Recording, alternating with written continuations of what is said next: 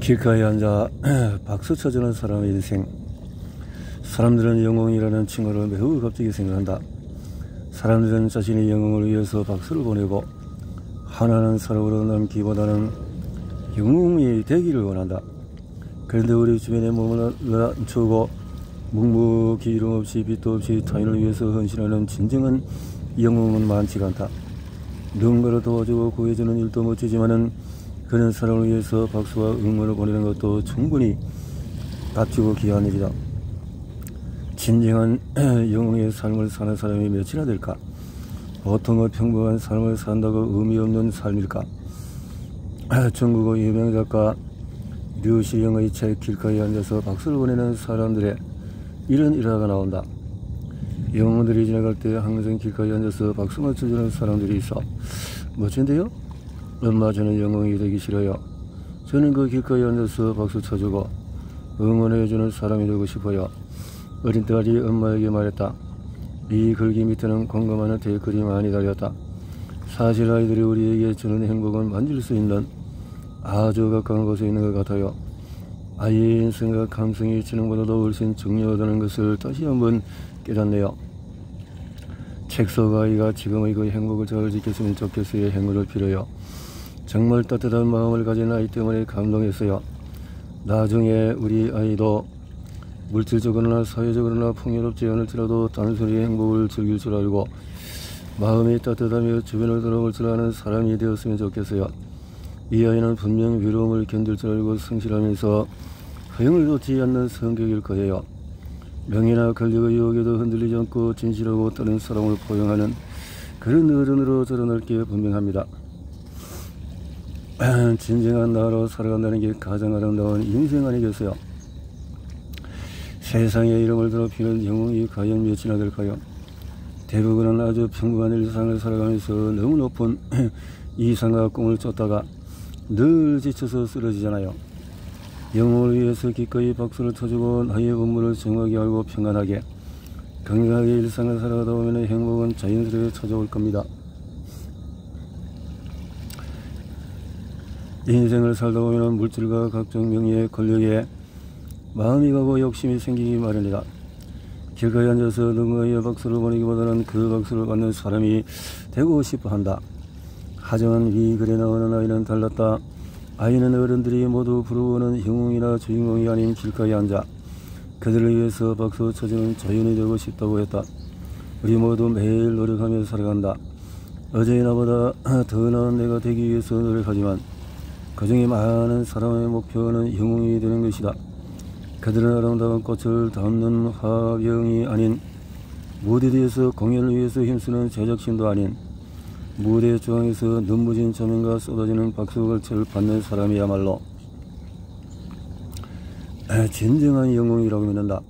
하지만 길가에 앉아서 박수를 보내는 사람들의 인생도 충분히 멋지고 박수받을 만하다. 미연과 소정은 고등학교 시절에 단짝이었지만 졸업하고 연락이 없이 지내다가 몇 년 후에 우연히 다시 만나게 되었다. 그날 미연이 길을 지나다가 소정을 먼저 발견했다. 소정은 에메랄드 색의 셔츠를 입고 인파 속에서 횡단보도 신호를 기다리고 있었다. 눈썹까지 내려오는 앞머리를 한 소정은 멀리서 한눈에 봐도 근사한 모습이다. 참 세월 많이 지났다 그렇지? 그동안 나도 누군가를 위해서 박수 쳐주는 법을 배웠어. 미연은 오랜만에 만난 소정에게 수줍게 말했다.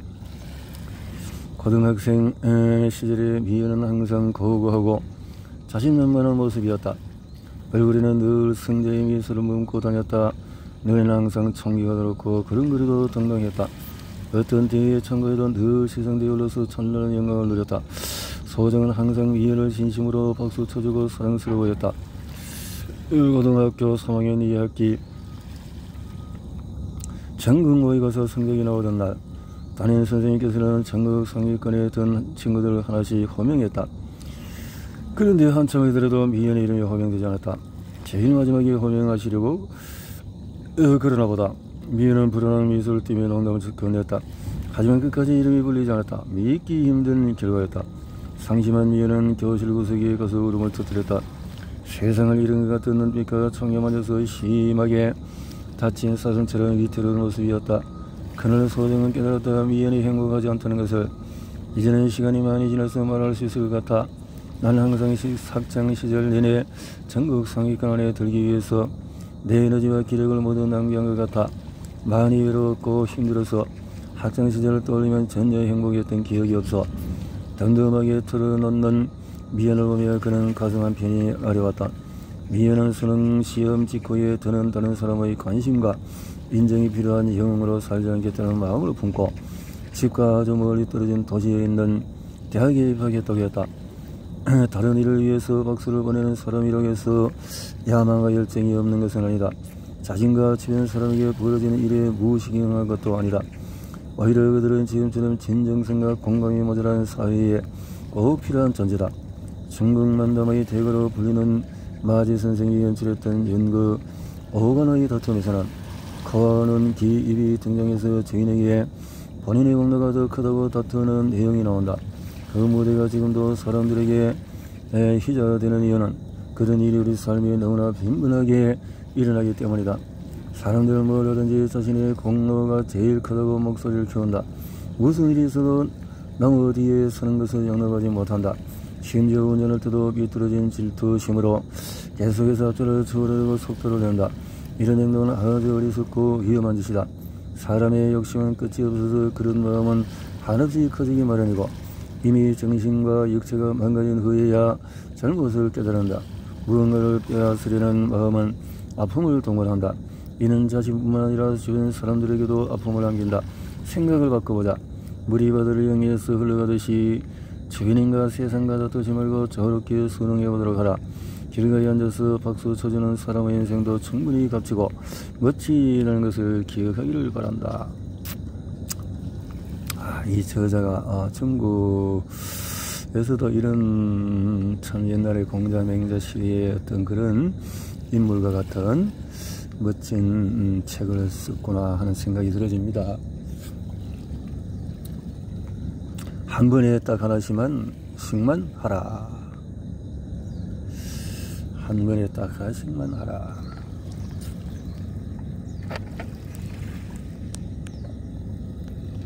한 번에 딱 하나씩만 하라. 너무 복잡한 생각이 빠지지 말고 그래요. 하나만 할 수 없어. 지금 우리 통화 중이잖아. 왜 아무 대답이 없어? 물어보면 엉뚱한 소리나 하고 내가 하는 말을 제대로 듣기는 하는 거야? 대체 지금 뭐해? 미안해.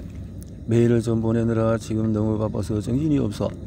두 가지 이상의 일을 동시에 처리하느라고 눈꺼들 새 없이 바쁠 때가 있다. 언뜻 보기에는 한 번에 여러 일을 동시에 처리하니 빨리 끝내서 더 수월할 것 같지만 그 과정에서는 자잘한 실수들이 발생한다. 그리 되면 하나의 일도 제대로 처리하지 못하는 셈이다. 사람들에게 괜한 오해를 살 수 있다. 한 번에 여러 일을 해치우려는 이유는 하나다. 사람들이 아주 중요하면서도 단순한 원리들 한 번에 딱 하나씩만 이라는 원칙을 간과하기 때문이다. 기차역의 안내 데스크는 언제나 사람들로 붐빈다. 발걸음을 제쳐가는 사람들과 늘 시간에 쫓기는 여행객들이 데스크에 찾아와서 질문을 하고 곧바로 원하는 대답을 요구한다. 아마 안나 데스크 업무 경험이 있다면 승객 문제가 결국코 쉬운 게 아니라는 게 모두 공감해야 할 것이다. 그런데 여기 가슴에 총각 배지를 달고 아주 여유로우면서도 능숙하게 사람들을 대하는 젊은 남성이 하나 있다. 그의 앞에서 뚱뚱한 여성이 얼굴에서 주체할 수 없이 흘러내리는 땀을 연신 닦아내며 서 있었다. 아주 불안한 표정이었다. 그는 그녀의 고충이 무엇인지 조금이라도 더 자세히 들어보려 상반신을 앞으로 기울였다. 안녕하세요. 어디 불편한 데라도 있으신가요? 그때 모자를 쓴 남자가 무언가를 물어보면서 둘의 대화까지 끼어들려고 했지만 가는 남자에게 눈길을 한번 주지 않고 계속해서 여자와의 대화를 이어나갔다. 혹시 천태역에 가시는 거예요? 그는 덜덜이어서 이미 익숙한 열차 시간표를 머릿속에 떠올리며 말했다. 그 열차는 15분 내로 승강장 2번에 도착할 겁니다. 그러나 뛰어가실 필요가 없어요. 시간이 충분합니다. 여자는 고맙다는 말과 함께 재빨리 몸을 돌려서 떠났다. 이어서 조금 전 마을을 걸어온 모자 쓴 남자에게 시선을 벌이려는 순간에 갑자기 방금 그 여성이 헐레벌떡 다가와 땀을 닦이며 물었다. 방금 이번 승강장이라 했죠? 안니월 이번에는 온통 모자 쓴 남자에게만 집중하며 그의 질문에 성실하게 대답해 주었다. 그리고 안내가 끝나자 비로소 다시 여성과 눈을 맞추었다. 모습을 보고 있던 다른 안내원이 물었다. 다짜고짜 달려와서 물어보는 저런 승객들이 수두룩한데 어쩜 그렇게 한결같이 침착함을 잘 유지하세요? 그러자 정갈 배지를 던 그는 이렇게 대답했다. 저는 모든 승객을 한꺼번에 상대하지 않아요. 그냥 단순하게 한 분씩만 응대할 뿐이고 저 한 분이면 끝나면 그 다음 분을 그분이 끝나면 또 그 다음 분을요. 한 번에 딱 한 분씩 그분이 만족할 때까지 응대해요. 이 멋진 말이네. 한 번에 하나씩 일을 처리하면 마음을 차분히 할 수 있고 온전히 그 일에 집중해서 마무리까지 잘 지을 수 있다. 에너지를 쏟을 것을 선택과 집중하는 것이다. 아무리 작은 일이라도 마찬가지다. 한 손으로 동그라미 한 손으로 네모를 그리는 방법을 사용하다 보면 결국 동그라미는 동그라미로 네모는 네모대로 이상한 모양이 되어버린다. 한 철학자는 천재란 하나의 일을 남들이 흉내내기 어려울 정도로 해내는 사람이라고 말했다. 사람들은 여러 분야에 정통해서 못하는 것이 없는 발망미인을 부러워하고 젊은이들은 최대한 많은 분야를 공부하려고 했지만 그렇게 했다가는 여기저기 발만 들여놓은 채 이도저도 안 되는 꼴을 미워하기 없다. 허버트 후보 전 미국 대통령은 국무회의에서 맥킨에게 이런 조언을 건넸다. 성공하고 싶다면 명예를 얻고 싶다면 하나에 온전히 집중하기를 바랍니다. 개인적인 감정이나 어떤 법안 하나 때문에 바로 발언을 해서는 안 됩니다. 그리고 이미 입법된 법안과 관련된 정책을 고민하는 것도 좋습니다만 아직 집중적으로 연구가 더 필요한 분야는 얼마든지 많습니다.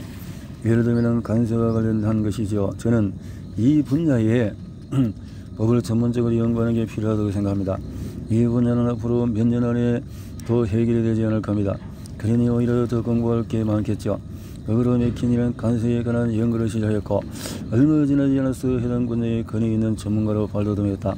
본날의 맥킨이 간세법이 국회에 통과했을 때 그는 해당 분야의 정상에 오를 수 있었다. 성공하는 사람과 실패하는 사람의 가장 큰 차이는 자신의 분야에서 얼마나 많이 일하는지가 아니라 그 분야와 본인 인생의 목표에 얼마나 집중했는지 그리고 목표를 달성하기 위해서 얼마큼의 가치를 발굴하고 쏟아부었는지에 달려있다. 투자할 만한 가치가 있는 곳에 자신의 정력과 마음을 집중하는 사람은 반드시 성공을 거둘 수가 있다. 투자할 가치가 있는 곳에 정력을 쏟아라.